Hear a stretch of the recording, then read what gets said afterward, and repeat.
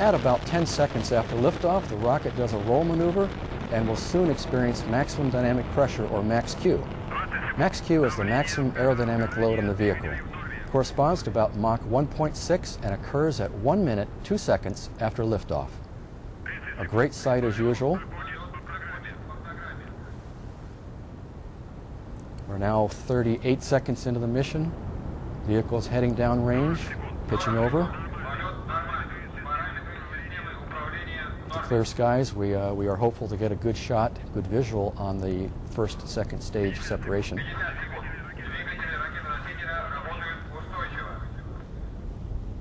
And we are just coming up upon max Q at this point, passing through right now.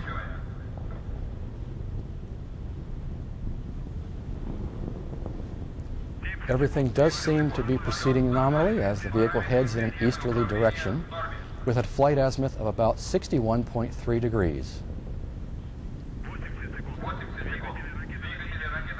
Minute and 25 seconds into the flight, all indications are nominal.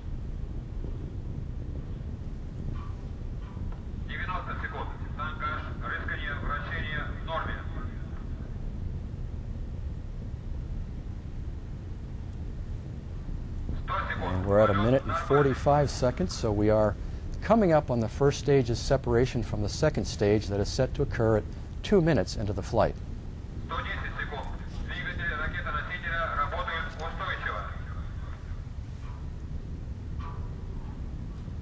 Visually, it appears that we had the separation. We'll wait for the official confirmation coming from the telemetry lab in Baikonur. Should have that momentarily.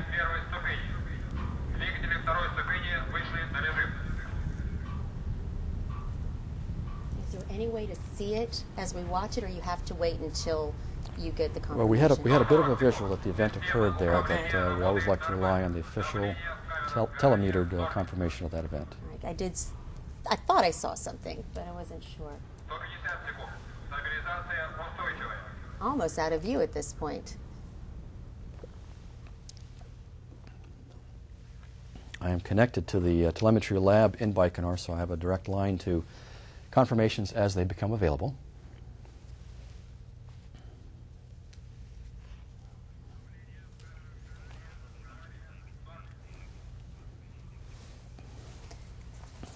Yeah, there's always these delays are a little typical, that it takes a few seconds to get a good confirmation. The telemetry has to be received and processed, and we're just standing by for the official word. Well, and I want to let everybody know that, as we're watching this and as the day goes on, you can stay up to date on this launch by going to ilslaunch.com. It's a recently revamped website, so you want to take a look and take a look there. We are also on Twitter, and you can also find us on Facebook. Just look for International Launch Service, the Facebook page. Click like. You can follow us there.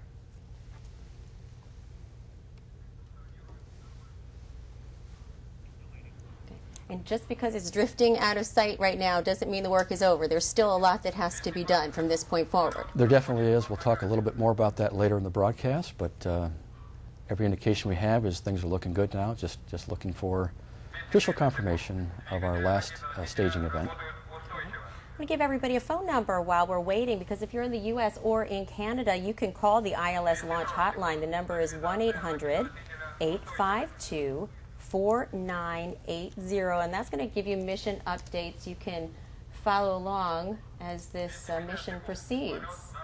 And again, like I said, we've got all the social media, Twitter and Facebook, which really gives you another look at all of this.